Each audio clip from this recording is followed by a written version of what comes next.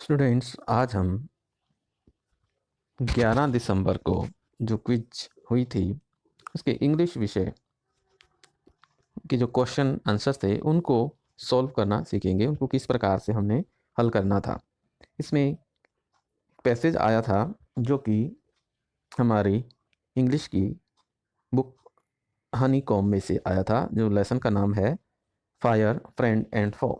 तो इसको पहले पढ़ेंगे हम, इस पैराग्राफ को अच्छे से। उसके बाद नीचे दिए गए प्रश्नों को हल करेंगे। Fire may have puzzled early men, but we now know that fire is the result of a chemical reaction. Fire means आग। आग ने अर्ली मैन आदि मानव को बड़ा हैरान किया, पजल हैरान कर देना। परंतु अब हम जानते हैं कि जो फायर है ये एक रासायनिक अभिक्रिया है। When the oxygen in the air combine with carbon and hydrogen in a fuel, a chemical reaction take place. जब हवा के अंदर ऑक्सीजन, कार्बन और हाइड्रोजन एक फ्यूल में, एक ईंधन, फ्यूल मीन्स ईंधन, जब इनका कम्बिनेशन होता है, ये मिलते हैं तो एक केमिकल रिएक्शन होती है, एक रासायनिक अभिक्रिया होती है। Energy in the form of heat and light. Energy, ऊर्जा जो है ऊष्मा और प्रकाश के रूप में पैदा होती है। This is what we call fire. ये वो है जिसे हम आग कहते हैं। 3 things are needed to make fire. आग पैदा करने के लिए 3 चीज़ें जरूरी होती हैं। फ्यूल, ईंधन, ऑक्सीजन एंड हीट, और तापमान। हीट मीन्स गर्मी, तापमान।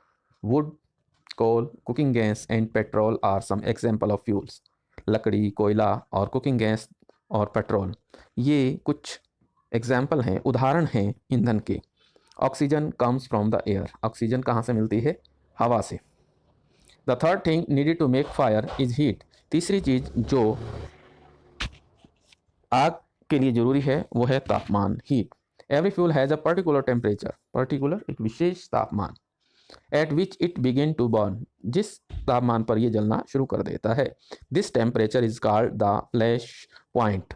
इस टेम्परेचर को क्या कहा जाता है? फ्लैश पॉइंट, ज्वलन बिंदु।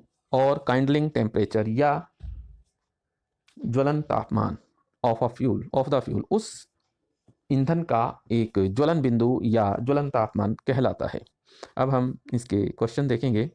अ chemical reaction take place when. एक रासायनिक अभिक्रिया होती है जब oxygen combine with carbon and hydrogen, oxygen combine with carbon, oxygen combine with hydrogen, carbon dioxide combine with carbon and hydrogen. इसमें देखें, अभी हमने पढ़ा है कि रासायनिक क्रिया कब होती है? जब ऑक्सीजन कार्बन और हाइड्रोजन के साथ मिलती है। When oxygen combine with carbon and hydrogen. तो ये ऑप्शन ठीक है। इसके बाद नेक्स्ट देखें। Dash is release in the form of heat and light. Choose the correct option to complete the sentence. इस सेंटेंस को कंप्लीट करना है। ये जो ब्लैंक है यहाँ पर क्या आना है? डैश इज रिलीज, क्या रिलीज होती है, क्या पैदा होती है? इन द फॉर्म ऑफ, किस रूप में? ऊष्मा और प्रकाश के रूप में। तो इसमें से अब हम छांटेंगे। कार्बन, हाइड्रोजन, लाइट या एनर्जी। अभी हमने पैराग्राफ में पढ़ा है कि जब केमिकल रिएक्शन होती है तब एनर्जी रिलीज होती है। तो इसका सही ऑप्शन है एनर्जी। नेक्स्ट, देयर थिंग्स, यहाँ पर देयर लिखा गया है लेकिन यहाँ पर 3 आना चाहिए था। तो 3 things required to make fire are. 3 चीज़ें आग को पैदा करने के लिए चाहिए। Fuel, heat and oxygen. तो ये क्या आएगा? All the above. ये तीनों ही चीज़ें चाहिए।